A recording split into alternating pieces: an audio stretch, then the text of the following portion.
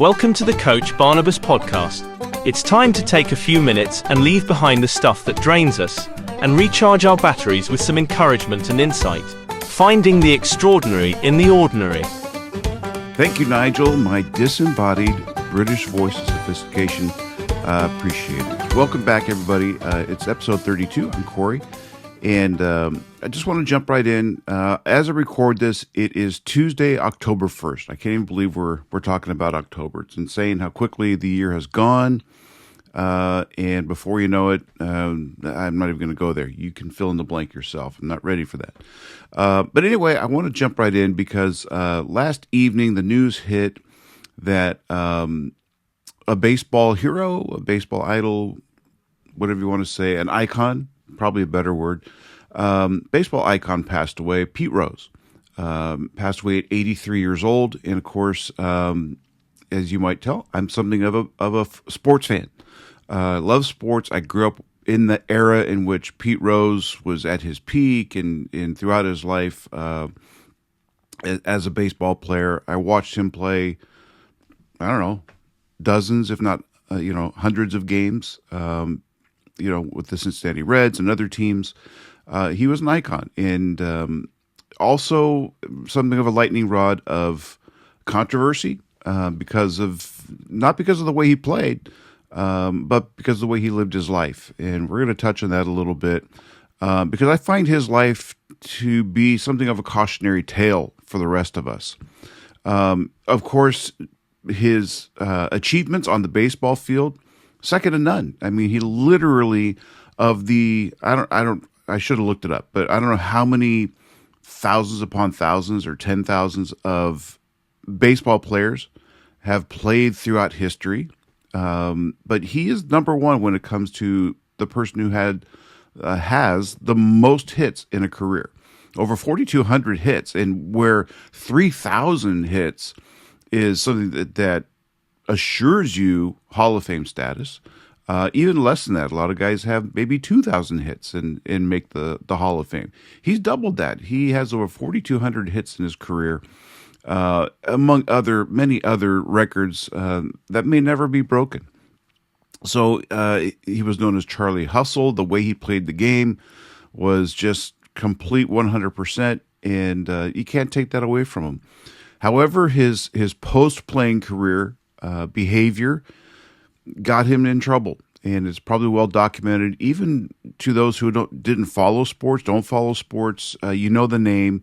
You may know his issues as it related to gambling and the people he hung out with and everything else. But I don't really want to get into that so much.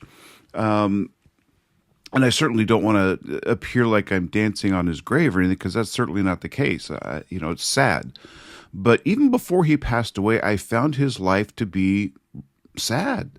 There was a recent documentary, I can't remember what service it's on, but I watched it. It was a multi-part series about, his life as it is.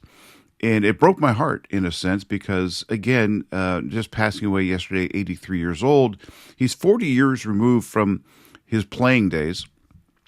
And yet, to his dying day, he lived half his life basically all about what he did in his younger days. In other words, he had the moniker, I don't know if it was something that was somebody else called him and he just adapted it, or if he called it himself, but it was known as the Hit King.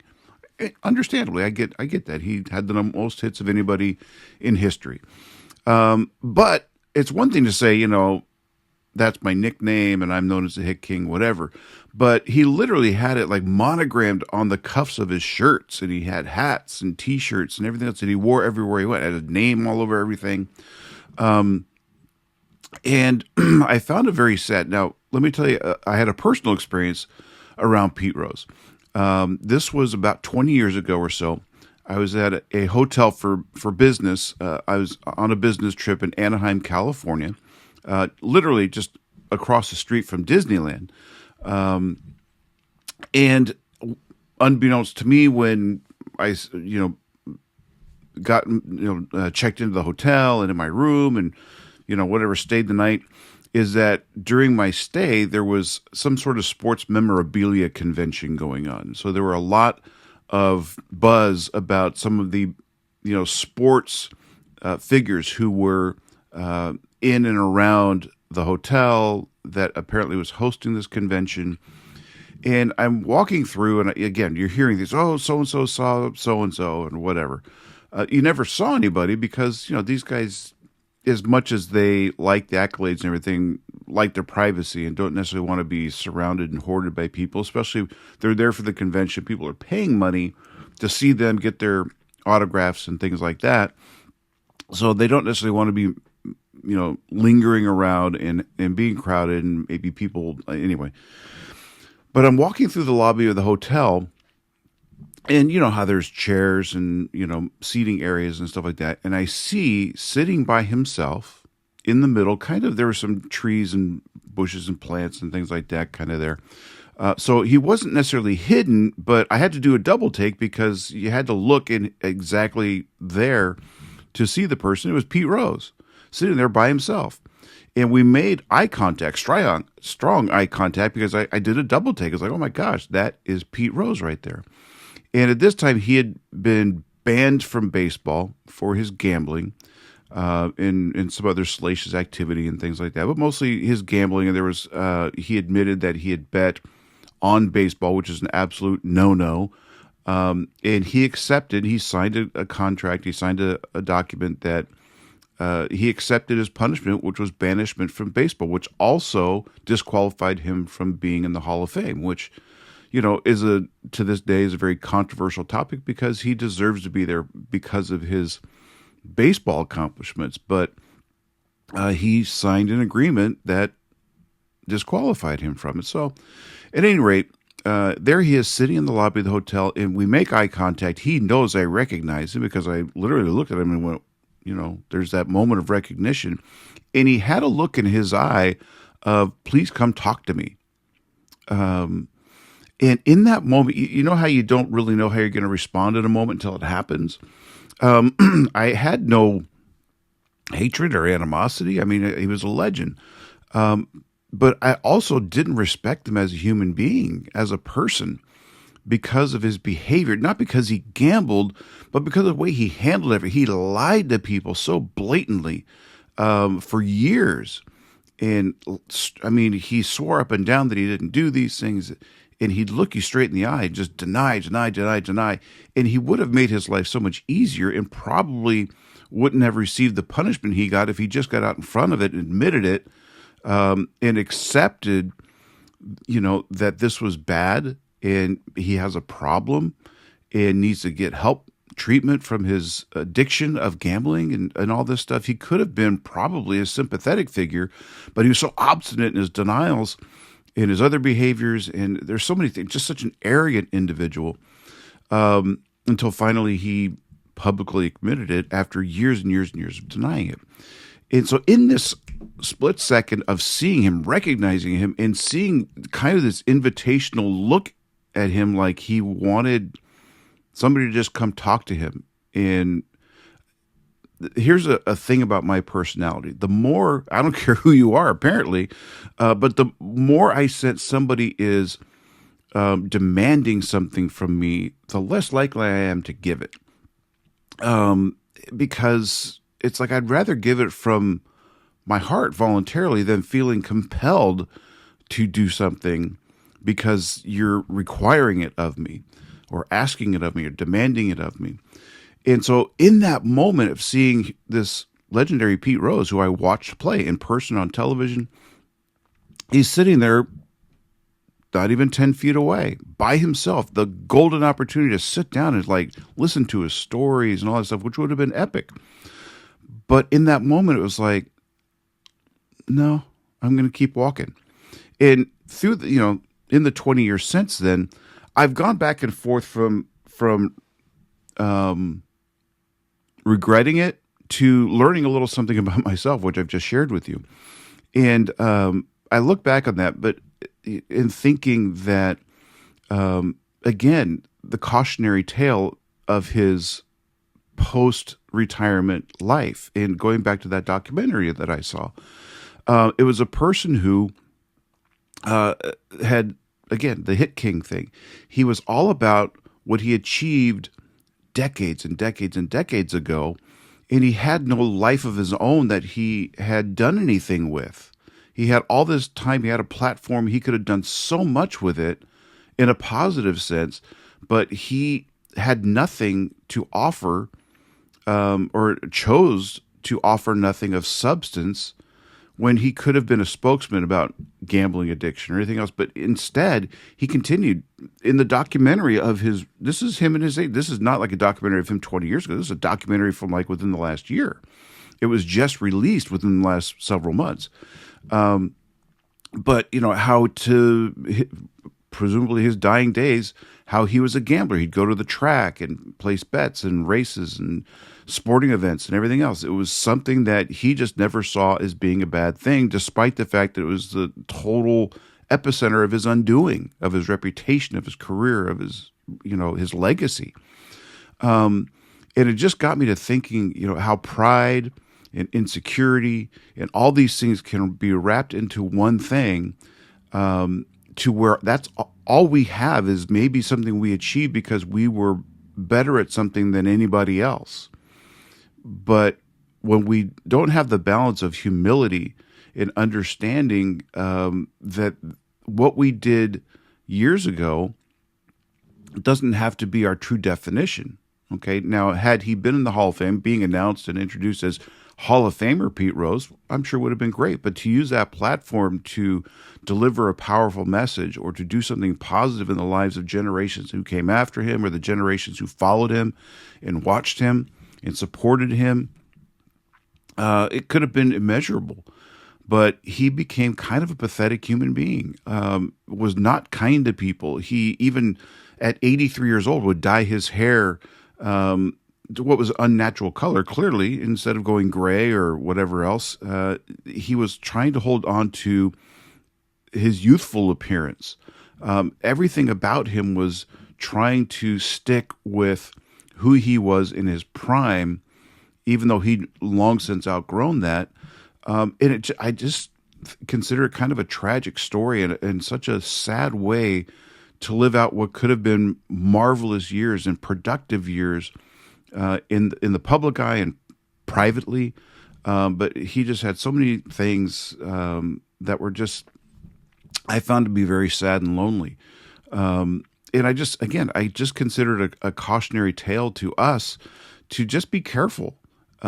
We may have things from our past that were great, that we can be proud of or that made an impact in people's lives, but we can't just ride on that for decades and really do nothing more with it, or expound on that, or just turn from it and do other things that make an impact in people's lives. On the flip side, maybe we did something terrible years ago, and we allow that to define us. And Pete Rose was a combination of those things. He did amazing things that echo, have a legacy that continue now generations later. But he also had failures that echo and have altered his legacy in a negative way. And he never did anything to rehabilitate that when he had decades to do it. And so I just found that to be something very profound and something we can all learn from, if we allow ourselves to learn from it. I think we can learn a lot about ourselves in seeing and just observing in taking note of how people handle things in our culture. And I'm very sad that Pete Rose never did that. Now, of course, I don't know if, in his dying days, if he turned his life around and accepted Christ. I pray that he did. But if he did, that's a wonderful thing. But if he did not, I hate to think that, despite his accomplishments, that's not what gets us into heaven. That's not what anything that is eternal is based upon. And I thought of this, these couple verses from Matthew chapter 6, and you may be familiar with them. But Matthew chapter 6, verses 19 and 20, do not lay up for yourselves treasures on earth where moth and rust destroy and where thieves break in and steal. But lay up for yourselves treasures in heaven, where neither moth nor rust destroys, and where thieves do not break in and steal. And I just, this is less encouraging. It's a little darker than my previous episodes. But at the same time, I think it's something for us to really consider, to be sure that we remain humble, that we learn from our mistakes, in that even things that we've done in our past that we can be proud of, or, that people might bring up and compliment us for, that we don't get so caught up in that we leave it at that. Our best days don't have to be behind us. Our best days and most fruitful days may still be in front of us if we allow ourselves to pursue that, if we submit ourselves to doing that, if we not try to attain crowns in this life, but lay down our crowns before Him, before God, and just praise Him and worship Him with whatever He's given us. So that's my encouragement to you today, folks. Again, I'm sorry that it's not the most woohoo message in the world, but I still think it's an important one, and one we can all learn from, and be inspired to examine our own lives and say, am I either letting something from my past that was negative define me, and I'm not doing anything to overcome it and make better and learn from it and teach others and warn others and encourage others, or something from my past that may have been a good thing that okay, that's good. It's a nice little memory. It's a wonderful memory, but I can't just rest on that and say, okay, good enough. I did that. I achieved that. And I'm just going to talk about it and live my life off that thing, that moment in time, and just hope that defines me in a positive way. And when it's all said and done, God will say, yeah, that thing you did decades ago, that was great. But what did you do after that? What did you do for my glory after that? You just kind of beat your chest and like, look at what I did here, and served no purpose with it afterwards. You didn't. What did you do?